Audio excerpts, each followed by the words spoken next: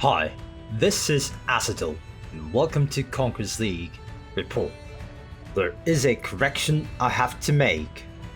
On Gaviria, I reported that on the battle for Kispe, House Rose of Clown Fiesta held against Kebabs of Elites.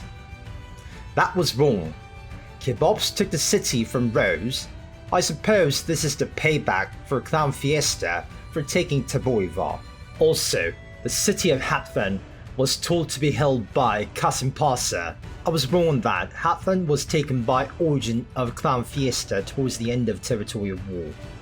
My excuse is that the colors for Clown Fiesta Alliance and Kasimpasa's Alliance are the same, causing the confusion. However, this is an excuse and I apologize for my error. Starting with Northern Borderlands. Reckoning seems to be moving from the Northern Borderlands, as their only major military move was on the city of Chaofang. Inquisition attacked the Spanish Legend on Chaofang twice, but Spanish Legend was able to defend the city. With most of Reckoning withdrawn, Victrix retook their lost lands of Bixi and Baroon, with no resistance. Some other house took the city of Fujian from Reckoning as well. Then, SPQR from Victrix was able to snatch the city of Fujian really quick. The Norte Alliance was pushing in from west to take the void left by the Reckoning. Templarius took the fortress of Zuano. Del Norte took city of Tulao. Then they pushed east against other houses. On the village of Fuling, El Norte and Victrix had a first contact. SPQR attacked El Norte and took the village of Fuling with the numeric superiority. El Norte's heroic fight was in the village of Utai, where 7 Knights of Fortune, or Siete Caballeros de la Fortuna, charged against 12 warlords from multiple houses and defended the village successfully. Some of the notable knights are Traxtalk, My Name is Vix, and Palado from Templarios. On the south, Bloodoath from Reckoning attacked the Crusaders from Beer Palette to retake the city that Immortals lost on last Territorial War. After a long fight, Bloodoath took the city successfully. Then Crusaders mounted a counterattack to retake the city of Shaken, but at the end, Bloodoath was able to hold the city. Now to Southern Borderlands. Ferox and Le Pacte de Franc continue their war from last Territorial War. It started with Le Pacte de Francs attacking Yson and Rus from Ferox holding the village. Then, the war expanded into Lemiba and Breg, but the defenders were able to hold their lands. Towards the end of the Territorial War, a full stack from Launay Sangui attacked the city of Kurlik, and Kampkekse and Rus mounted a defense. After a long fight, Ferox held the city at the end. Next is Annaduldu. All of the Immortals from Reckoning seems to be in Annaduldu now. They've crossed the sea to attack the cities on the south. Cohorts took the empty city of Residina as Immortals moved to south. Immortals took the cities like Lystria and Agonkle easily, facing no resistance. Then Immortals pushed to the next city of Ankros. When Immortals attacked the Royal Rohirrim on the city of Ankros, only 11 to 13 riders under the young commander of Takaijo were defending the city. Since Royal Rohirrim divided their forces to hold Ankros and assist Spandau at the fortress of Baker. 2 squads from Rohirrim rode to Baker to assist Spandau. Due to lack of number, Ankros fell. Then Immortals pushed deeper into Royal Rohirrim's territory and attacked the city of Abritus. Rohirrim made a strong defense since Immortals didn't deck on the city, and Gegner from Blanks were able to join in the battle, disrupting the flow of the Immortals' army. Royal Rohirrim, under the command of General Zep, focused everything on the defense of Abritus, and Spandau came to aid them. The fight was a close one, as Immortals and Engegna even captured their home at one point in the battle, but Rohirrims were able to push them back and defend their city. There were no conflicts between Blanks and Immortals Immortals left the Reckoning Alliance in search for new opponents in distant land of Annaduldu. Perhaps the diplomat of Immortals made new allies, such as Blanks? Perhaps Immortals might join the Blank Alliance? Who knows? Only one way to find out. Message Starburst, everyone. Do it now.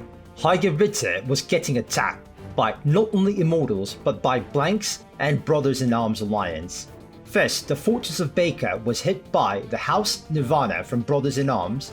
Spandau held the fortress against House Nirvana. Then 6 Argonauts players attacked the fortress next. It seemed like Spandau didn't think of more Argonauts will join in.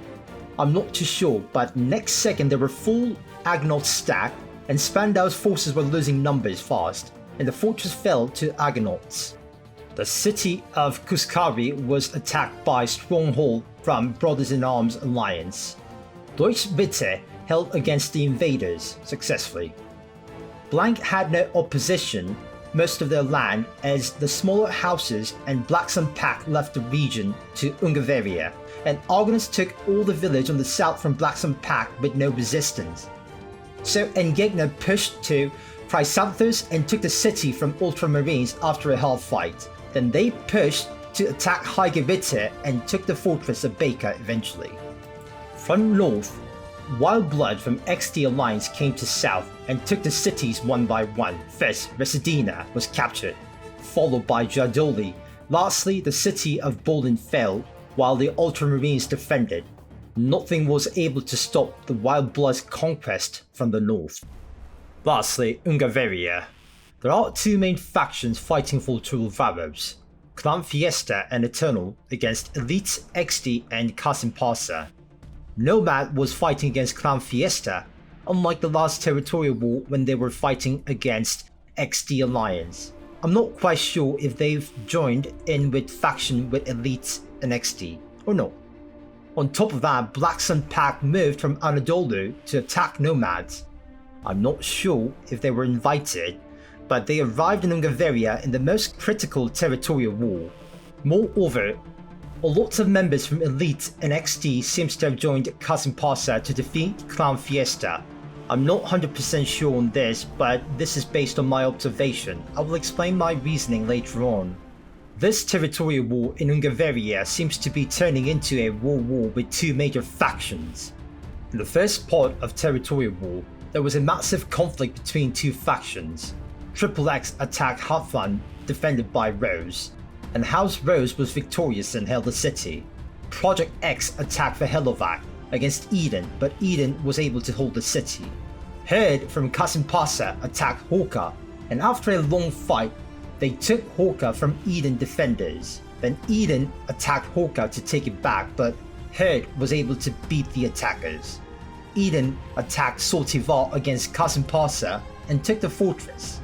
Then, one Eternal attacked and decked on Sortivar fortress and allowed defenders to put it on cooldown for a few minutes. Then perhaps they forgot about Sortivar due to cooldown. House Herd was able to reclaim the fortress of Sortivar from Eden with no or low resistance. Kebabs under Emedani attacked Hexivara, but Origin defended the city successfully. Later on, Emedani made a second attempt on Hexivara, but Origin defended the city again. House Adamant under Nomad Alliance attacked the city of Heavies defended by Rose. They attacked it twice through the whole Territorial war, but House Rose was able to hold the Heavies city successfully. While Nomads were busy with Clan Fiesta, Black Sun Pact attacked 2 cities owned by Nomads. Hungarians attacked Vaja against Kazaki, and the Sunset Raven with Golden Company attacked Overrose against Legacy of Arpad. After a long fight, Nomads were able to defend both cities. Ian Kisilari took Goma from Elite with no resistance with only 5 players. It seems like Elite gave the city to Ian Kisilari. Later on, Emedani took the city of Goma from Ian Kisilari with no resistance. On the other hand, Origin took the city of Mekarek owned by Eternal. There were no defenders, so it seems like Eternal gave the city to Origin. There seems to be some territorial exchanges happening to consolidate the prestige. Towards the end of Territorial War, there were more territorial exchanges along with few final conquests. Clan Fiesta was attacking the Nomad Alliance's wall. Eden attacked Overrose and took the city from Legacy of Alpod. House Rose attacked the city of Vaya, but defenders of Adamant held the city. Yankisilari attacked Tavorivar against Origin, but Origin held the city. Then Origin counterattacked to Kirlifalba, held by Yankisilari, and they captured the city. Kasimpasa attacked Eternals and Haldovaros with 9-ish players and took the city with no resistance. Eternals attacked Tura against Herd of Kasimpasa, but Herd held the city at the end. Kasimpasa took 2 cities from Project X with no resistance. They even decked on the city to secure the city and held the home point for long enough to keep the city on cooldown until the end of the Territorial War. Ratavot was taken by 5 players from Kasimpasa. Rosh Dashkashat was taken by 6 players from Kasimpasa. Now, let's go into the controversy of slot blocks. I will report what I saw, then give you my opinion. Ratavar, owned by Project X, decked by Kasimpasa. Mekarek, owned by Eternal, decked by Clan Fiesta. Rosh Dashkashat, owned by Project X, decked by Kasimpasa. Hardavaros, owned by Eternals, decked by Kasimpasa. Saltivar, owned by Eden at the time, decked by Eternal. So, as you can see, both sides were doing something similar. Now comes my opinion. I think Hardavaros was supposed to be Eternal giving the city to Clan Fiesta, but Kasimpasa snatched it from Clan Fiesta. I think this tactic is a fair game. It is within the game mechanic, and it's the result of diplomacy and alliances. I believe Clan Fiesta was outnumbered today. Was the war fair for Clan Fiesta today? I'd say not really when it comes to numbers. However, life is not fair, and I'm sure there were times when Clan Fiesta outnumbered their enemies. From what I see, Elite and Project X owns no land, and they give their lands to Kasimpasa and XD. I think Elite and Project X have merged into Kasimpasa to fight Clan Fiesta. Essentially, they've created a monster to beat a monster. Reckoning seems to be knocked out from the endgame, with Immortals leaving the Alliance. Gaviria might be knocked out as well, but they still hold their foothold in Annaduldu. XD also has a foothold in Annaduldu, but they might be under support rule, with Project X committed to Kasimpasa.